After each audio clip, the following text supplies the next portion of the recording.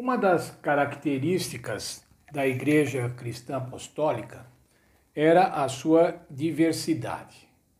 A Igreja Cristã não era composta por clones, ou seja, por pessoas iguaizinhas, com o mesmo pensamento, com o mesmo comportamento, com a mesma conformação física, com a mesma raça, com o mesmo gênero.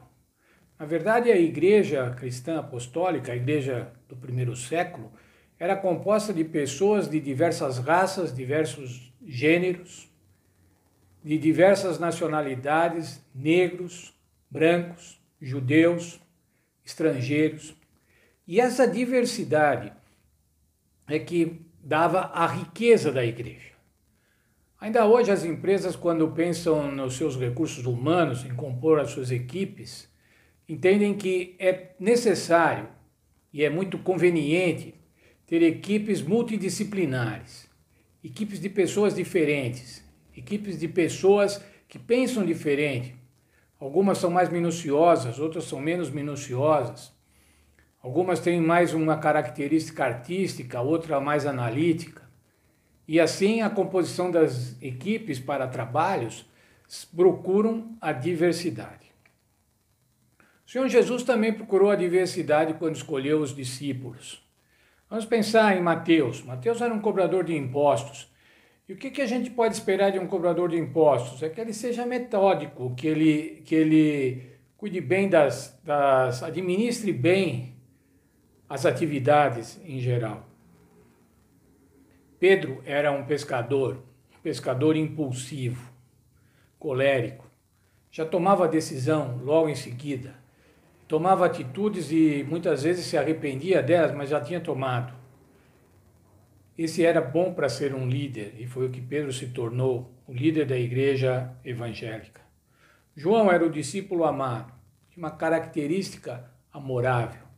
Se a gente olhar o evangelho de João, a gente vê como ele expressa o amor de Jesus e também o amor dele para com Jesus.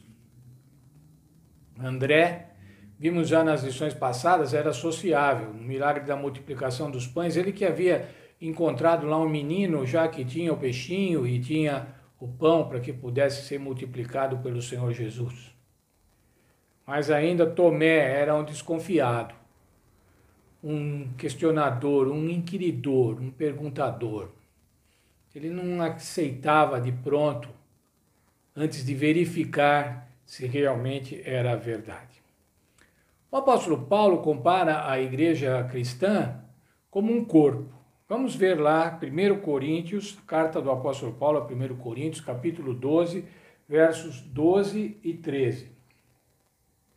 Assim como o corpo é um e tem muitos membros, e todos os membros, sendo muitos, formam um só corpo, assim é Cristo também.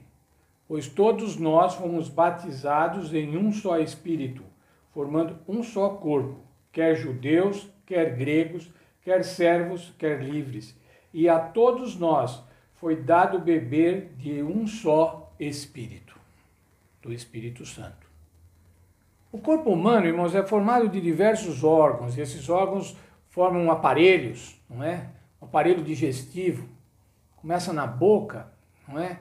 A língua, os dentes, o esôfago, o estômago, depois os intestinos. Cada um tem uma função. Não tem um mais importante do que o outro. E nós, quando ficamos doentes, irmãos, às vezes ficamos doentes por causa de uma coisinha que não está funcionando. Uma glândula que não está funcionando. E você tem que ser medicado por conta daquilo. Todos são importantes. E nesse corpo, que o apóstolo Paulo narra, o corpo da igreja de Deus, é o Espírito Santo que dá vida a todos os órgãos. Quem opera é o Espírito Santo. O verso áureo da nossa lição, ele é 1 Coríntios 12, 11.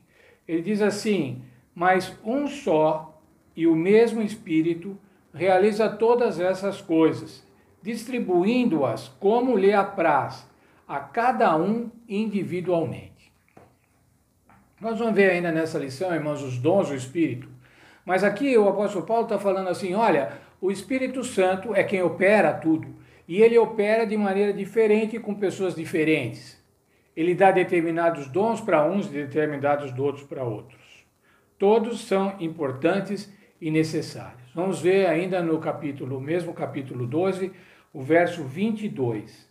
Antes, os membros do corpo que parecem ser mais fracos são necessários. Na igreja, irmãos, as pessoas que parecem ser mais fracas, as pessoas mais humildes, são tão necessárias como aquelas mais importantes, porque é o Senhor, é o Espírito Santo quem distribuiu os dons e é o Espírito Santo quem trouxe essas pessoas para o corpo da igreja. Quero ler um texto que está na nossa lição. O membro aparentemente mais insignificante da igreja é uma parte essencial do corpo de Cristo e recebeu o dom do Espírito Santo. Aquele irmãozinho humilde, ele recebeu o dom do Espírito Santo. Aquele irmão que canta muito bem, recebeu o dom do Espírito Santo. Aquele que administra, o tesoureiro da igreja, recebeu o dom do Espírito Santo. Os diáconos receberam o dom do Espírito Santo. As diaconisas, as dorcas, irmãos, receberam o poder do Espírito Santo, o dom do Espírito Santo. Todos eles, irmãos, são importantes e úteis. Para Deus, não há diferença de pessoas, não há diferença de importância, mas todos aqueles que militam na obra de Deus, que militam na igreja, que testemunham, são importantes e úteis.